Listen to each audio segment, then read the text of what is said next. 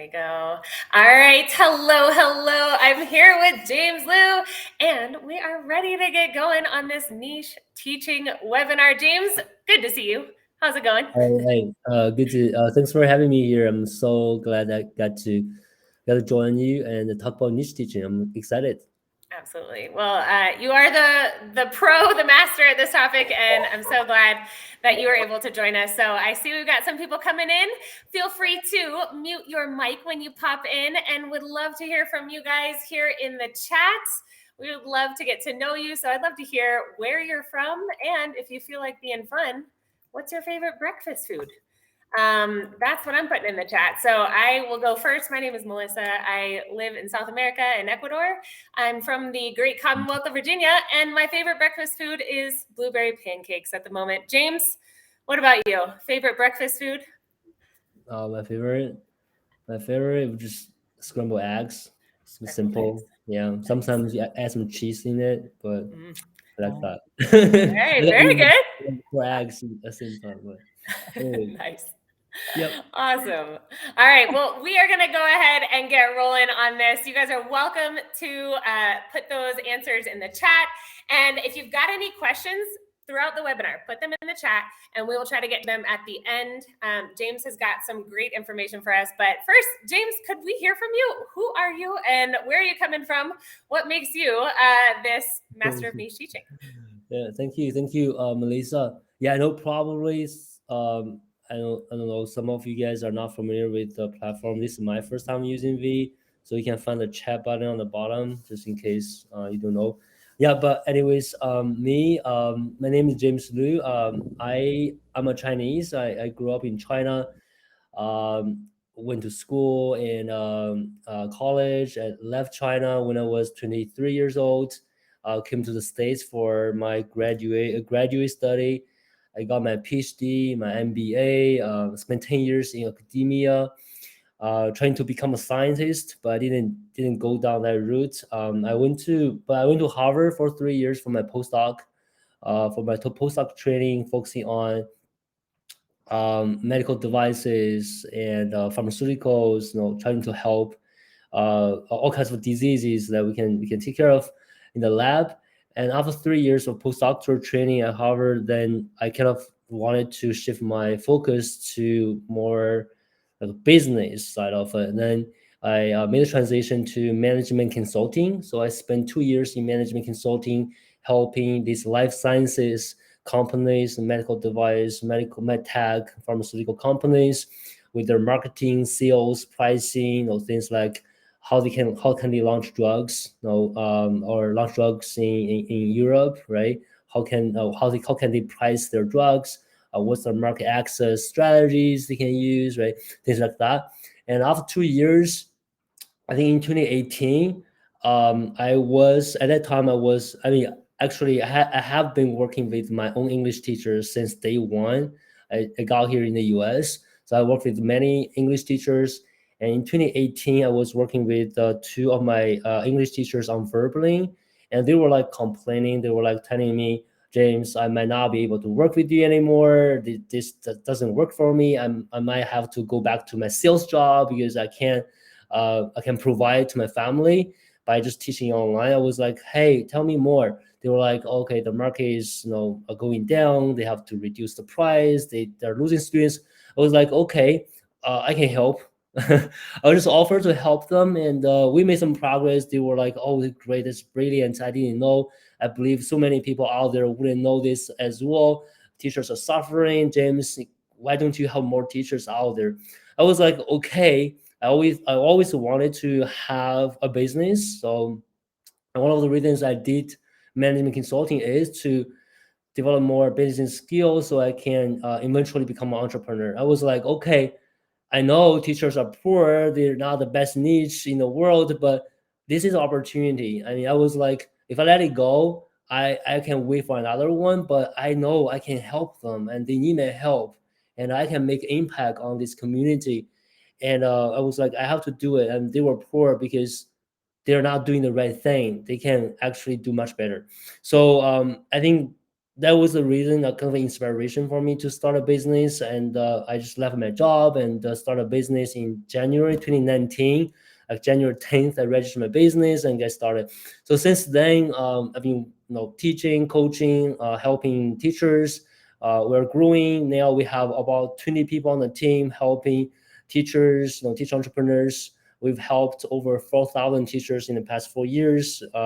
So it's been an amazing journey for me. And we are offering something very different to the market, and that's what we're going to talk about today. Like Yeah. niche teaching is a very new concept, and it's working. And if you guys are not very familiar with this concept, you definitely ask questions and follow me and let us help you. Mm-hmm. And you guys, James is being modest because his company is so well set up, James. And at the end of this webinar, you're going to see a link. James has offered a very generous discount to his 21-day Teacher Entrepreneur Challenge and his free ebook.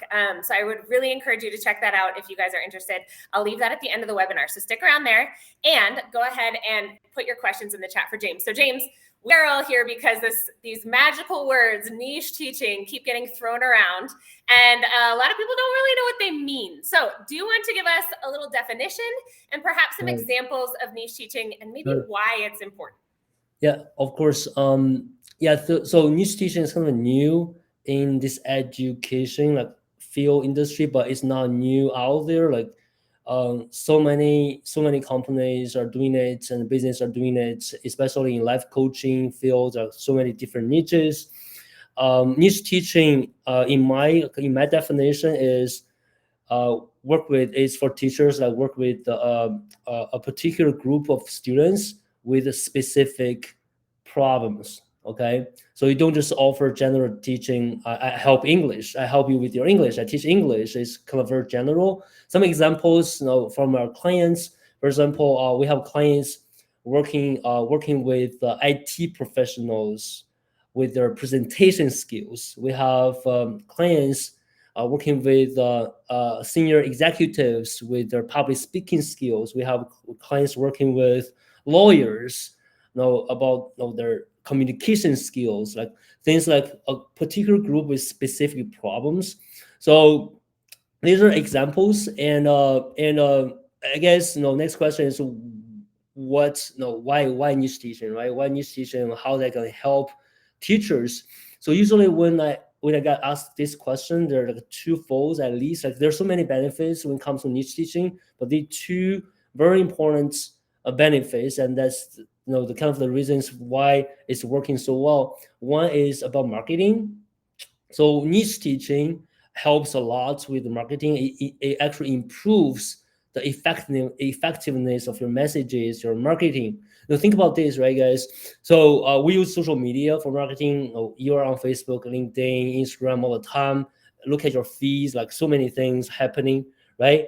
And if you're just another English teacher, nobody gonna pay attention. Oh, just another English teacher, right? But if you have message like, hey, are you an IT professional? Are you worried about presenting to your team and missing opportunities, like working on a big project, right? These things like really connects and resonates with your niche, like get people's attention right away. They're like, oh yeah, this is me. Like you're speaking to me. Oh, I need to read this, right? So really improve your marketing very much. Another kind of example I always use to kind of explain why niche teaching is more effective is like, think about this, right? If you are standing outside of a train station, like people coming out, and it's like a crowd, like so many people coming out at the same time, you're just waving, hey, hey, hey, just like hi, hey, hey, and nobody gonna pay attention to you. Just I don't know, what you're doing there. Maybe you're just crazy, right? But if your audience, like you're targeting not everyone, you're speaking to like very specific people in that group, and their names, you're calling them out. You was like, hey, James. I guess maybe 20, 30 people their name are James. They were like, hey, are you calling me? Right? That's how effective when you call them out, when you actually speak directly to them. Hi, lawyers. Hi, IT professionals. Hi, CEOs. You know what I mean? It's like, oh, this me, who's calling me? So that's kind of how effective it is when it comes to marketing. When you have a particular niche, not only that you can call them out, you know their problems, where they're struggling with, why they are learning English, right? Why they're learning English, you know very clearly, and that's all important when it comes to marketing messages, right? So that's how you get people's attention. People follow you, they check you out, they work with you. So it's just simply put, right? Niche teaching, how that helps with the marketing. And the second fold or second benefit for niche teaching, or for teaching, like why people are doing niche teaching, and our clients are charging much higher rates. So we're talking about like $100 an hour, 150, $200 an hour with niche teaching. The reason being, it also helps with your teaching. So that's the one thing people don't understand. Was like, I'm a teacher, I teach people English. I've helped 1,000 students. I help them. But yes, you're just on the surface. You're just teaching people English. You're not really helping them solve the problem.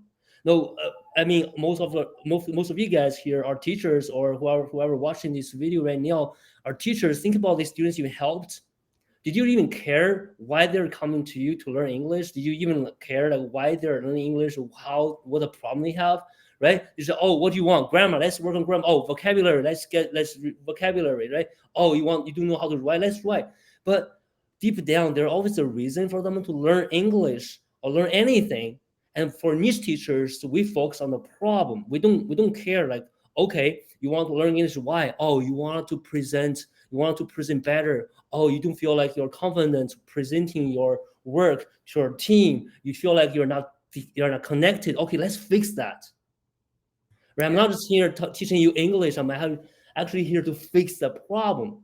All right, and that does not work when you teach everyone, because everyone has different problems, and you're gonna be, yes, you want to deliver that type of results with all the students come to you. There's no way you can do that. But with the niche teaching, you have a particular group with specific problems. Every client, so that's something people don't really appreciate. Every client, every student you have that come to you, they have the same problems. They want the same thing. Think about that. And you're gonna keep doing the same thing over and over again. You're gonna be like a much better at what you do every single time. And that's why our client starts like $50 an hour. After 10 students, increase to $100 an hour, $150, and people start paying, like still paying, because they're not just English teacher. They're like a problem solver. Like they're helping them with the actual problems. Right? People like these students getting promoted, getting a job, moving abroad after working with these niche teachers. So I think to summarize, these are two most important things, like benefits, why niche teaching should be considered, why teachers need to think about niche teaching. One will be like a marketing, how effective your marketing can be, like when you talk to a specific group of people, and the other one will be improving your teaching, focusing on the problem, right? You can deliver better, and then you can charge a higher rate. So basically, I don't know if this is too much, or I mean overwhelming, but these Absolutely. are simply put, that's what I would say. Yeah. Well, and James, a lot of teachers, I think many of us go into our own kind of independent teaching and we say, all right, I'm going to cast this net real wide, see who I can get and reel them in, and we'll see what happens. And hopefully I can make some money out of this. And it sometimes works and sometimes doesn't. And so I think if we're going into it like that, there's not really a plan. There's not a business plan in place. And when you set things up, like James is telling us, choose your niche. And we're going to get to that in a second, because I think probably some of you are here and you're like, but what's my niche? And yeah, we're going to get there. But the idea here is that casting the net wide doesn't always get the desired results. And so I love that you brought up, you get better at what you're doing if you niche down.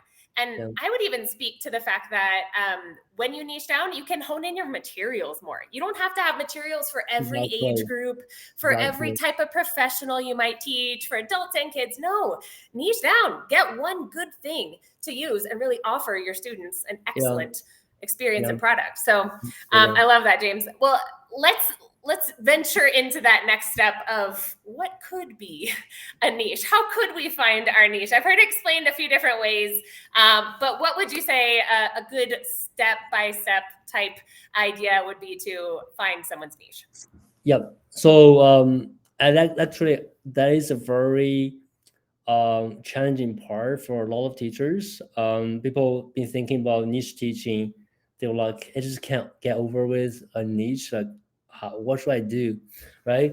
So our team, like, we have exercises, come ready and provided to our clients to really take a look at what they have done. We look at their experience, look at their passion, look at the expertise they already have, then really put together a niche that works for them, following their passion that makes sense in terms of like marketing size, market size, market potential. But if you guys are thinking about a niche, I think the first advice I will give you is don't overthink. People like take it too seriously. Well, it's like, oh, I'm getting married with a niche. I have to be very careful, right? It's not. You want to do a niche. You want to find a niche. You want to do it. I would say just say, hey, think about it. Do it for 2 months. If it doesn't work, do something else. All right. So it's not a big deal. I mean, that's why some teacher told me, hey, James, I've been thinking about niche for a year. Help me. I was like, no, get it done. Just find one, do it.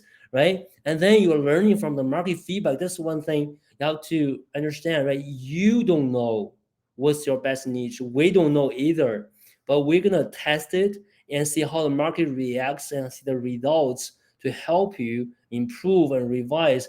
And also, when we work with our clients, we tell them whatever we start with, that's a starting point, and then we're gonna improve and refine a niche based on the market feedback, the results you're getting, and eventually you will have very well defined niche at the end, right?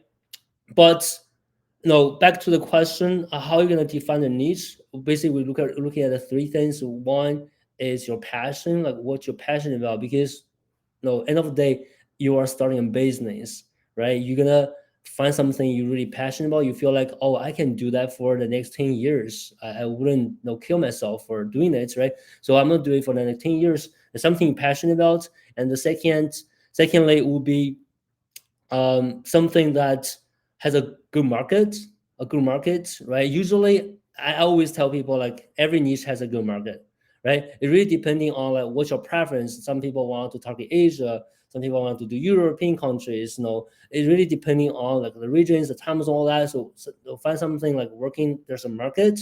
So another bad example is like some people like really narrow down like to a very specific niche, which is not even necessary. And I remember a teacher in the 2020 challenge.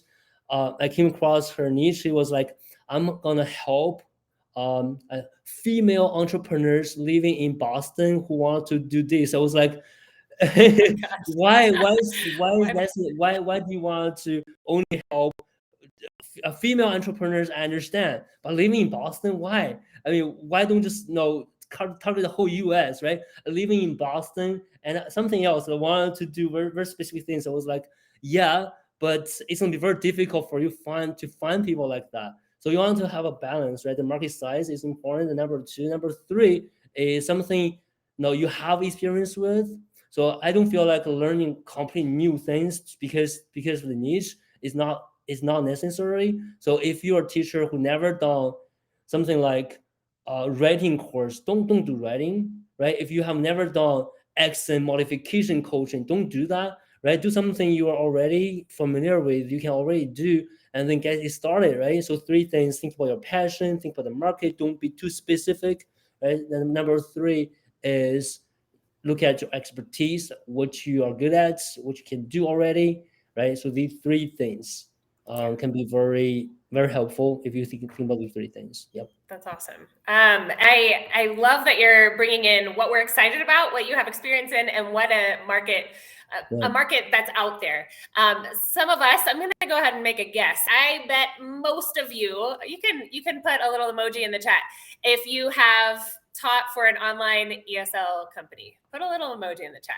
Type something, because I'm going to guess the majority of us have taught in some form there. Now, Yeah. that is not a niche. That's tutoring online, kind of. Yeah. Pick the kid that you had the most success with.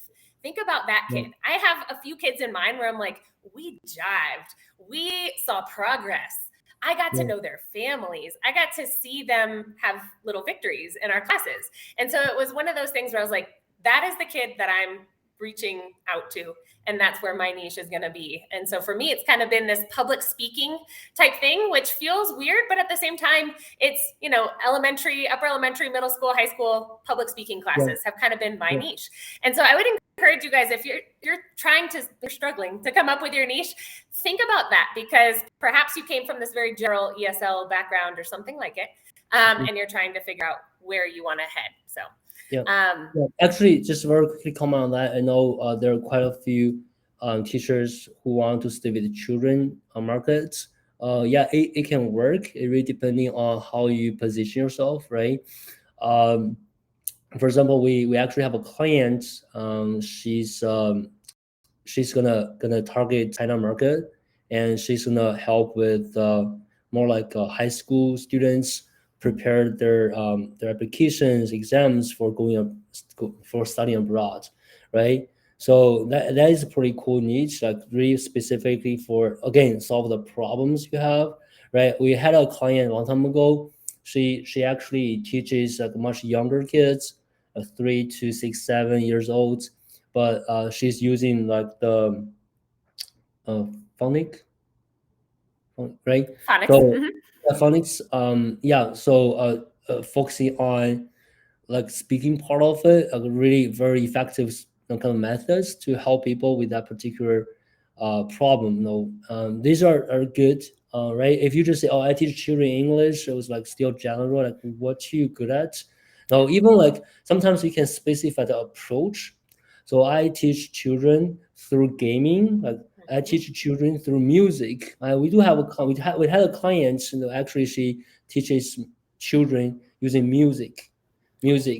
No, actually she teaches beginners, get them like with the rhythm, and she gets really good results because the students who learn from her have very natural accents because the music, like the rhythm, like they learned from her. So these are the setting points. Like that's what I'm good at, right? Think about the approach, what you're good at, and position yourself. That's your value proposition. That's how you differentiate yourself from others. Absolutely. That would work. Yeah. And I also would identify with the idea of imposter syndrome. So you're saying position yourself. Oh, but I'm just a teacher. Oh, but I've never run a business before. Oh, but I can't charge that. Why would anybody pay me that? If you feel me, give me a little thumbs up there, because I feel like most teachers I talk to are like, but how could I ever charge that much? And so I would say James is giving us lots of really good examples here. And I would even say we need to step up as well. Own your experience, own your results that you've done, and show the results. So, you know, have video clips, have, feedback. I sometimes record little sections of my classes and I send it to the family. I don't send it to anybody else, but I send it to the family. I say, hey, look at this little presentation they did in class today. Exactly. I give feedback after every class. I give homework if they want it. I give a little preview if they want it. Value added is up to us. And so it's not just a show up and teach thing that perhaps we were used to at some point, but there's a lot of legwork that goes into this. And I'm glad that you mentioned that, Melissa. Imposter syndrome is so true there. Like, no, everyone has it. I have it. Everyone has it. It's really about what you do whenever you step outside the comfort zone. You're doing something. You're gonna do something that you never done before. You're gonna have the imposter syndrome. We about mindset. We actually focus a lot in all of our training. So when you work with us, half of the training, half of the things we do is help you with your mindset, because we see this as a very challenging journey. It's like becoming a business owner, become an entrepreneur. We help you change you. So we're not here to help you get students. We help you become a different person that can run a business and get students on your own, right? And I had an interview, if you guys want to check it out. So interview yesterday with Richard. So he's charging $1,200 for 10 sessions right now. Okay, $1,200, 10 sessions for one-on-one. And people ask him like, no, imposter syndrome, all that. He has that. He had it. And what he did was like, whenever he has these moments like doubting himself, it was like just thinking about all the good results you've got for students, and look at the testimonials, look at the messages you received, right? See the results you're delivering to make yourself like feel okay. I can do this. I am worth that much. I'm doing a really good job. I'm helping others, right? I'm making impacts. So these are very important. So to always connect and always reflect and work on your mindset. So Absolutely. no, everyone Well, has that. should we give a shout out to Steffi, who is part of BOI Strategy? She Yes. works with James. Steffi's going to be coming on to do a webinar with us as well in March. So if you're interested in that, please join me. I've had a couple of brief conversations with Steffi so far, James, and she is like, I left. I Yeah. was like, I Yeah. could go conquer the world right now. I feel so Yeah. motivated. Yeah. So, Yeah. very cool Yeah. person. So, you Yeah. guys, we have talked and talked, but I want to hear if there's any questions for you all. Please go ahead and raise a hand, and I'll try to see. Let's see. Let's open this up. Anybody have any questions? All right, Joanna, what if my niche is not profitable? All right, Joanna, if you want to elaborate on that a little bit, would you mind? Is there any more that you could give us on that? Yeah. Yeah, absolutely. Well, my passion is history. I love history. I majored in history. And even though I'm currently teaching English as a second language in a brick and mortar school, I still help my students out in history. And I keep hearing, no, there's not enough money for it. Give it up. Please find another niche. But I just don't want to. Yeah. I mean, Yeah. I'm really into it that I like it. I would rather teach teenagers, adults who are into that kind of stuff Yeah. and Yeah. I don't Yeah. know if it's not profitable. I Yeah. mean, should I find something? So, Johanna, one thing like I would tell this to everyone who want to start a business. Okay, don't listen to others. If they know, I mean, if they are successful entrepreneurs, they would never say that to you. Okay, so just by listening to what they told you, I know they've never started a business or they never had a success in their business, with their own business. Okay, so I wouldn't say there's like a profitable niche and non-profitable niche, right? It's just different. There's different business models, right? Depending on what type of niche you have, what type of market you have. So if let's say this, if in the world nobody wanted to pay more than $50 for something like this, good. I'll just help 1,000 people, then I'll make 50,000, right? If there's like people want to pay 1,000, sure, I'll just I'll have 100, I'll cut it off, and that's it, right? There are different models for different niches, different business ideas. You just have to find the model that works for you, and also like $50 in yeah $50. People just want to pay $50. They might not. You might feel like, oh, that doesn't justify my one-on-one. They offer groups. If you're like, oh, I don't even want to offer groups, okay, put together a digital course and passive, right? So there are always Yeah, things you can something offer. like a flex Yeah, course. yeah, Yeah. yeah, absolutely. And the other thing is, I believe there are people who are very into history, right? We have clients doing literature reading. Like, there are always like people into something, and you just need to figure out a way to get in front of them and get a visibility in front of them, right? There always are people into this. We have math teacher, a very sweet lady from Russia living in the UK right now. Math teacher. I mean, he's got clients from LinkedIn, like teaching math, right? I'm just saying, no, you just have to find a way to get yourself in front of your audience, and then tell them what you can deliver, have a chat, and then offer what is working, right? What is working depending on the price you charge, then you're going to be able to make it. Yeah, and this might require, a quick, 10-minute meeting, trial, discussion, that sort of thing. So there are things that, we might have to step out of our comfort zone and say, oh, why would I do that? No, it's if they're going to invest in you, this is an investment. Give them, a 10, 15-minute chat to see if there's a way that you Yeah, can make them yeah, feel comfortable, meet their needs. yeah. And another just very quick tip for you, Joanna. Thank you. Think about people around you, like, or even just ask online, like, are you interested in history? Like, you must know, and some people really interested in this, right? And figure out where are these people online.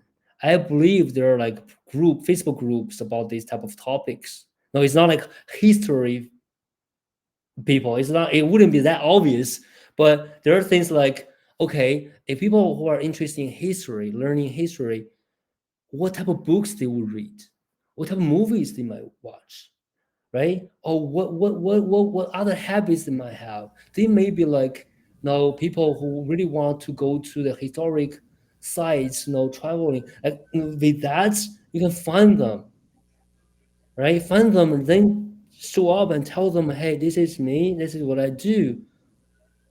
Let me know if you're interested. It's so simple, just like that. You have to find these people. Yeah. And then I mean, you don't get surprised when people want to pay you $1,000 for this type of thing, right? So there are people who want to do this, right? So yeah, just go out there, find them, and ask them, hey, what do you want? How can I help you? That's it. Okay. That's awesome. Yeah. And Awesome. Joanna, Thank if I you so remember much. correctly, you have some tech skill, true, right? And so I would even say lean into that, because if you can create, like James mentioned, a digital course, or what some of us who are familiar with OutSchool might say a flex course, offering something in a package where you don't have to minute teach. It does take some considerable work on the front end, but that sort of thing is an option too. Yeah. That definitely Absolutely. is. Thank you, Absolutely. both of you. We are coming up on the end. So if there are any more questions, please get them in. I'm going to go ahead and I'm going to put James's very generous discount code right there for the Entrepreneur Challenge. James, can you give a little explanation of what the 21-day challenge is about? Because it's very cool. So, You guys, this ebook is so good. And there's quizzes. There's a lot involved. So can you give us a little sneak peek? Absolutely. So the ebook, I stopped counting it, but I think by now probably has been downloaded over 100,000 times, the ebook. Okay, so it's a free ebook.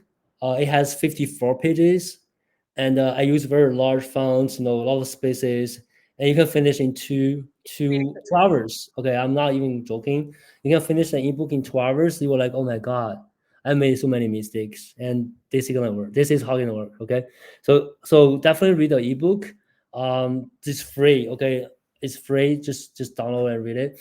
Then about the 21 day challenge, usually people, what happens? I can even predict. And some of you read the ebook, get really pumped up. Okay, oh my god, I can do this. Then you join the 21 day challenge, and that's the marketing strategy we use. We use ebook to get you warm up. Then you are ready to take action and working with us, right?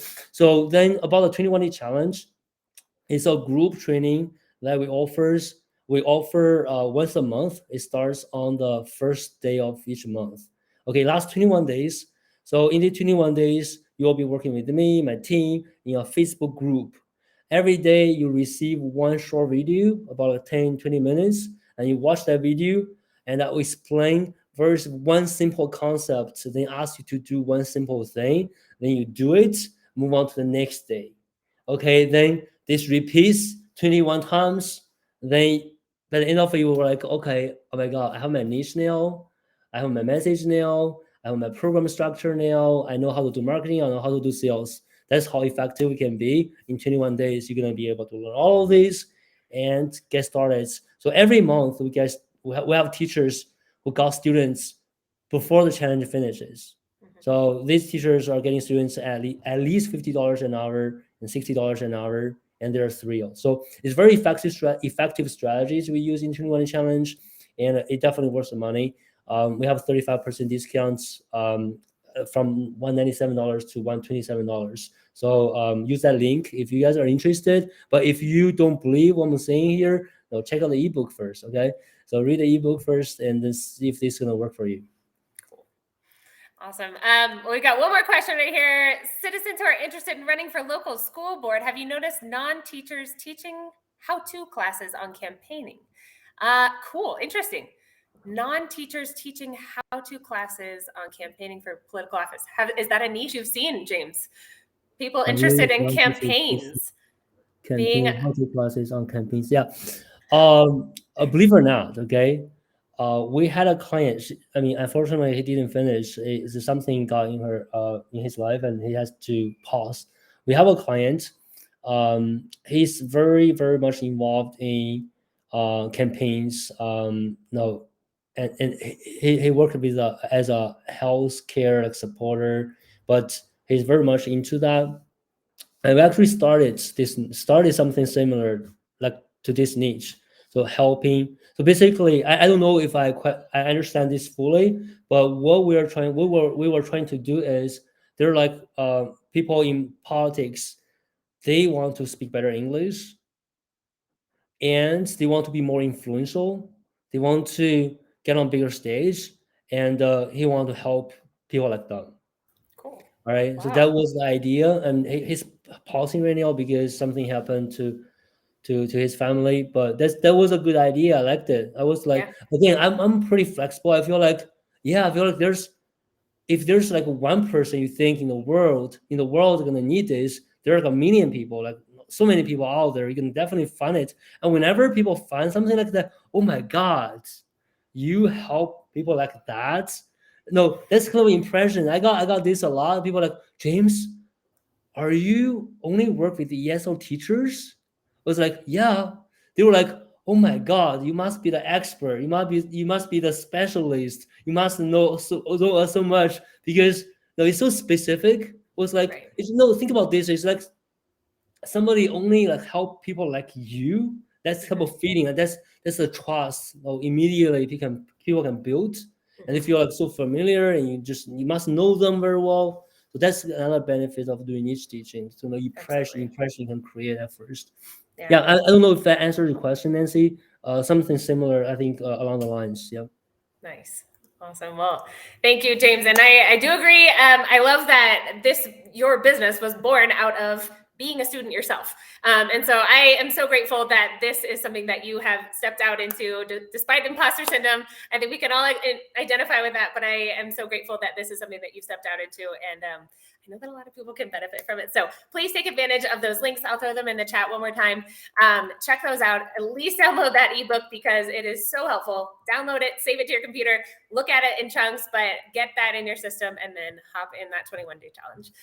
So James, thank you so much for being here. You guys, I'm so glad each of you are here. And if you're watching this later on, please go give James a follow, Facebook, Instagram, and LinkedIn. Yeah, LinkedIn. James Liu? Yes, absolutely. Find me on these social media platform, and happy to work with you whenever we can to help you with your business. But don't hesitate to reach out with questions. We are here to help, right? Thanks for having me here, Melissa. And I feel so good about this webinar. I hope I helped a little bit, but hopefully we can all see each other again in the future. Absolutely. Well, and as we say goodbye, I do want to just say thank you to Vay. Vay is a platform that we are using right now.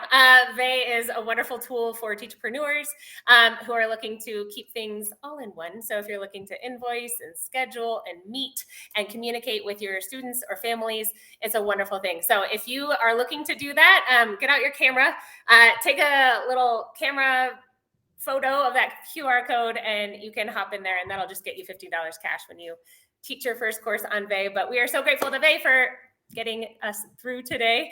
And I hope that you guys have a wonderful morning, evening, or afternoon, wherever you are. And thanks again, James. Good to see you. Bye, everyone. Bye, everybody. Thank you very much. Take care. Bye-bye.